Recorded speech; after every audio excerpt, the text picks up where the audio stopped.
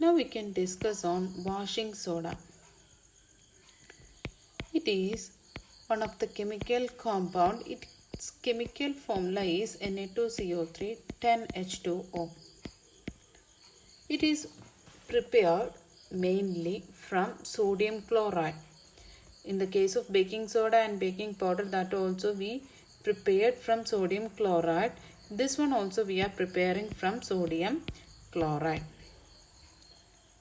Okay, then the chemical method of preparation, it's not given in your textbook, so that's why we are not following that method.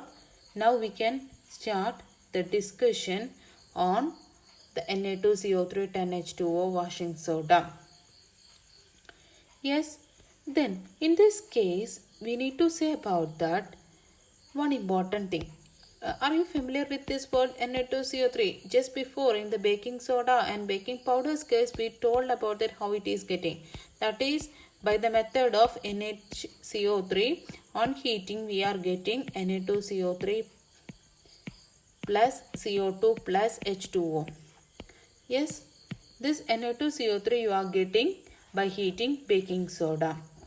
Then from this Na2CO3 there is an easiest method for preparing our washing soda. How?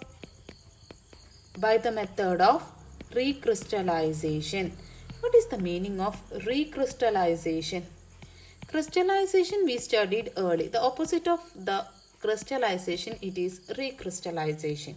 So what is crystallization? In the 9th standard and all we studied about that what is crystallization. Crystallization only one thing. If any wet chemical thing it is there,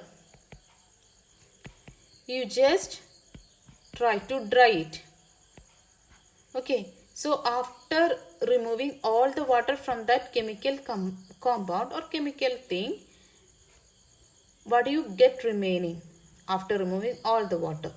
So that compound we are saying to be, it is a crystallized salt.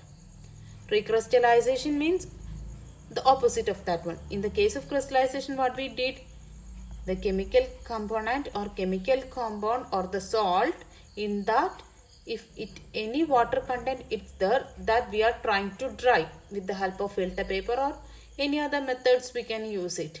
So trying to dry for the purpose of removing the water. Yes, that is crystallization. Recrystallization means opposite of that crystallization. That means adding water. Here we know that we are adding 10H2O. You can get along with that Na2CO3 there is a 10H2O. What is the meaning of this 10H2O? Is this 10H2O makes this compound wet? That's our confusion. Is this 10H2O makes this compound, that means washing soda, wet? That's our confusion. No, it does not make wet. What's the meaning of that one? 10H2O means Na2CO3 10H2O means this 10H2O molecule. 10H2O means 10 water molecules is present in one molecule of Na2CO3. In one molecule of Na2CO3, in that 10 molecules of water it's there. Right? But this is a very little amount only. That's why it does not make that Na2CO3 10H2O wet. It is a dry one itself.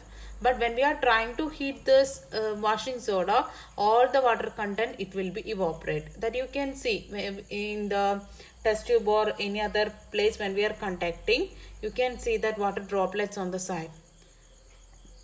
What's that water droplet? That is this 10H2O. Right?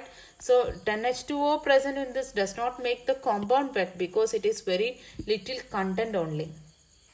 10H2O means in the 10H2O along with this compound we are telling it as water of crystallization.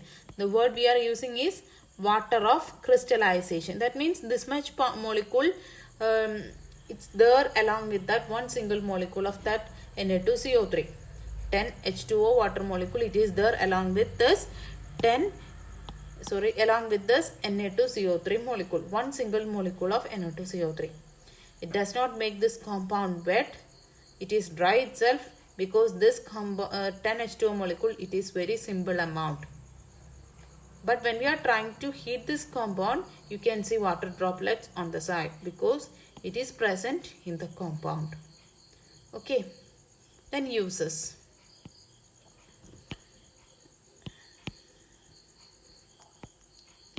Sometimes Na2CO3 10H2O, due to heating, it is possible to remove water. Then also we are telling as Na2CO3 is the main part of this washing soda.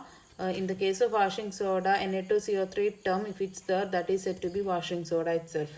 Okay. Then one of the main use of this, it is a cleaning agent. Na2CO3 is a cleaning agent for many domestic purposes. Then next is very important use, because it is the one word question in many times. It is used for removing permanent hardness of water. What is meant by permanent hardness? That term you will study in detail this year itself in the organic chemistry chapter. What is meant by permanent hardness? Permanent hardness means, you may heard about that when you are going to Chennai, Bangalore and all. That water, in that water there is, it does, when we are using the soap, it does not form the foam, that means slather. Yes, why it does not forms like that? Because it is a hard water. Calcium 2 plus ions and Mg 2 plus ions is the reason. These reasons and all you will study this year itself. Don't go much deeper now. Just you want to know about that, removing the permanent hardness. Hard water, you know that hard water, soft water, it's there. Bangalore, Chennai, in that all regions there is a hard water. That means it does not form foam. Right? So for removing that permanent hardness, that means for removing such a hardness in that water, we can use this sodium carbonate or washing soda. Okay. Then next is, it is used for the manufacturing of sodium compounds such as borax. Borax, it is one of the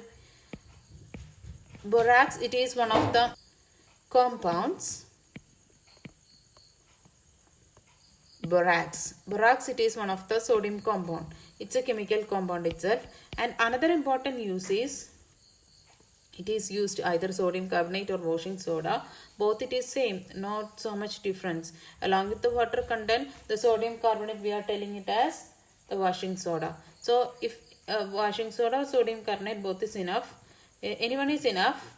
It is used in glass or soap and paper industries. So many important uses it's there. In this, it is very important one. Normally 1 mark question comes from this. Sodium carbonate or sodium carbonate 10H2O, we can use it for that, removing permanent hardness of the water. Okay, other important uses, you just note it down.